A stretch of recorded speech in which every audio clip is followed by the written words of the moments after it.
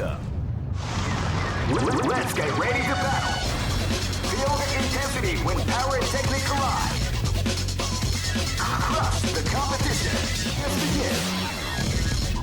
2001 is the year we made contact. Welcome to the revolution. 飛んでいる。アッパーの対空空対空よく見てる。めくりだがここはカラジャンプにしていた投げで間に合うが裏回り。ここは強いのいく 2P 側を生かしていきました。裏回り。 Hello everyone, this is Silent Scope, and welcome to an intro to CVS2 Remastered. If you have followed me for a while, you would already know that I have an intro to CVS2 series, but looking back I find that series hard to digest, and there are some errors in that series. So I'm hoping to remaster the series. I'm hoping to make it easier for newer players to understand, especially with Capcom Fighting Collection 2 coming out soon. Same as the previous series, this video will be a general overview, and then I will create a video for each groove individually. A quick note is that since I have made the mechanics video series, which breaks down each individual mechanic in the game, when I go into the groove videos, I will not be breaking down each mechanic too in depth, and more how each mechanic is utilized overall for each groove. And I will include links where you can then go into my breakdown of each specific mechanic if you wish. So, without further ado, let's get started.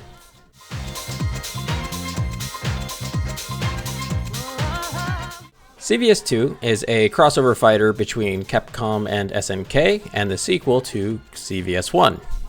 When first starting to play, the first thing to decide is how you want to play. There are technically 3 styles of play.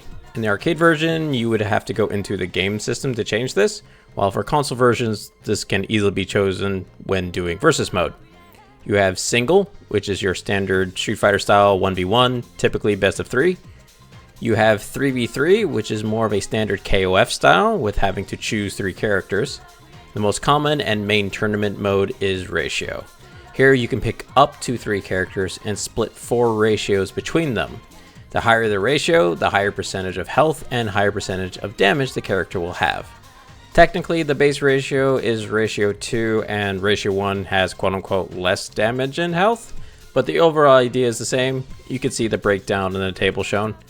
This means you can have 1 ratio 4 character, a ratio 1 and a ratio 3, 2 ratio 2s, or 2 ratio 1s and 1 ratio 2 character. Before picking any character, the first thing to choose is the groove you wish to play in. There are 6 grooves, C, A, and P for Capcom, and S, N, and K for, well, SNK. Each groove represents a specific playstyle or game from their past.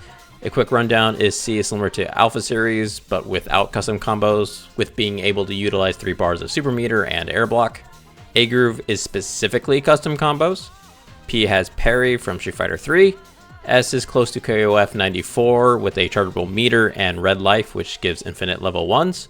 N is close to KOF 98, which builds pips of meter that can be popped for increased damage.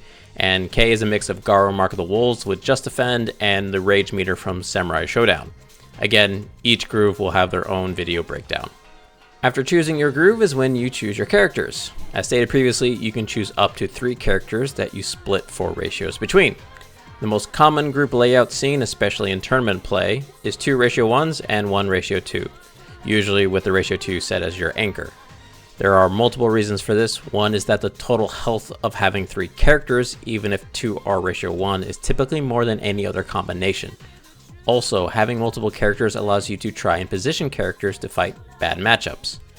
So while having a single ratio 4 character seems fun, all it takes is to be pitted against a bad matchup, and then all that health and damage doesn't feel all that important. Not that you don't see ratio 4 from time to time, but usually it's done for fun or as a joke, and you will see the ratio 2 put into different positions at times. Usually you'll see it put in front when you think your ratio 2 can bully through the first 2 characters and your final 2 characters can wrap up. I'm not going to go into which character is strong for each groove just now. I will save that for when I do specific groove breakdowns, but I will also include top players to look at as well for each groove. Once characters and ratios are chosen, you can change the order if you wish. Finally, we get into gameplay. CVS2 is a 6-button fighter, just like Street Fighter, so you have light punch, medium punch, heavy punch, and light kick, medium kick, heavy kick. If you come from a KOF background, CDs are typically assigned to heavy buttons. Your movement in the game is actually based on the groove you choose. Capcom grooves all have dashing, and all SNK grooves have running. All grooves have access to jump and super jump, while only P, S, N, and K have access to short hops. Another common mechanic shared among multiple grooves is wake-up options. C, P, and S have access to tactical recovery, aka delayed wake-up, a strong tool for fighting mix-ups as it changes your wake-up timing. And A, N, and K have safe fall, aka quick rise, that allows you to quickly get up after a knockdown. We don't call it safe fall as it is not safe and punishable by the opponent. Throws in CVS2 are interesting as they are done similar to Street Fighter 2 with proximity throws, but are only executed with either heavy punch or heavy kick. So that means when up close to opponents, you press forward or back and press heavy punch or heavy kick to throw. The difference is that throws have a startup, and that startup is different between the heavy punch and heavy kick versions. Punch throws come out in 3 frames and are easier to break but do less damage. Kick throws come out in 5 frames, are harder to break but do more damage. To break a throw, you attempt to throw back within a certain window. Heavy punch throws are easier to break because that window is larger when trying to break a punch throw. The startup means that there is a chance for the throw to whiff if the opponent becomes unthrowable after the throw starts and before the activation. But this whiff animation is very quick, and so the most common method to punish a throw break attempt is to actually jump. Since to take a throw requires you to hit a heavy attack, and that whiffed heavy attack itself can be punished with a jump. Fighting in CVS2 is very much a grounded game with plenty of throwing out pokes and whiff punishes, but obviously there are plenty of mechanics to circumnavigate this ground game. In terms of combos, combos are not really about long extended combos, excluding custom combos. Commonly you're looking at 2 to 3 quick hits that is then confirmed to a special or super. Sometimes you'll see 2 quick hits, then linked to a medium that leads to another, again, quick special or super. A main aspect to quickly improve in CVS2 is to be able to hit confirm quickly after 2 quick normals. And I will point out that execution in CVS2 is typically harder than modern games, in that you must be a lot more precise with your motions to get the moves you want out. You will notice that you have 3 different meters. The 2 obvious ones are your health and super meter at the top and bottom. The third, just under your health, is not stun, but your guard meter, which is more in line with KOF. If you block too much and the meter is brought below 0, this will cause your guard to be broken and leave you vulnerable for a time. In terms of stun, the stun accrued by a character is hidden from the player. There are 3 different stun values that characters can have: low, medium, and high, with 60, 70, and 80 stun respectively. Stun is accrued by taking damage from normals and specials. Supers, this includes custom combos, do not accrue stun. The amount of stun a move does is 10% the amount of damage it would do. Accrued stun will immediately dissipate after 3 seconds. However, this stun timer will be reset if you are hit or you block any attack in that 3 seconds. So a common tactic is to realize your opponent's stun is high and make sure that stun stays high by having the opponent block something within that 3 seconds. If your stun meter reaches or goes above your stun value, your character will go into a dizzy state. This state is similar to older titles where you can mash to reduce the stun time, although the time is longer than something like Super Turbo even with mashing.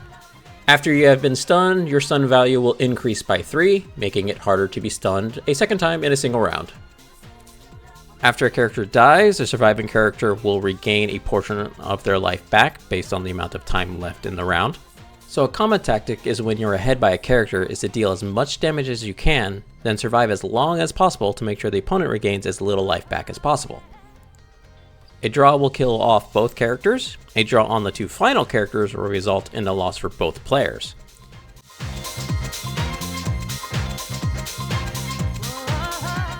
So this is a list of common glitches that happen actually in-game and can be seen in actual matches. The first starts at the character select screen. It should be obvious, but you typically cannot choose a character more than once. However, there is a glitch using the random select. The random select is technically not random. Instead, it just cycles through the roster in order very quickly. But it also remembers its current location after you move away. Normally, after selecting a character, that character is then removed from random select. But by slowly cycling to the desired character first on random, it remembers its known location. You can then move off and select the character normally, and then very quickly select the same character from the random select, giving you 2 of the same character.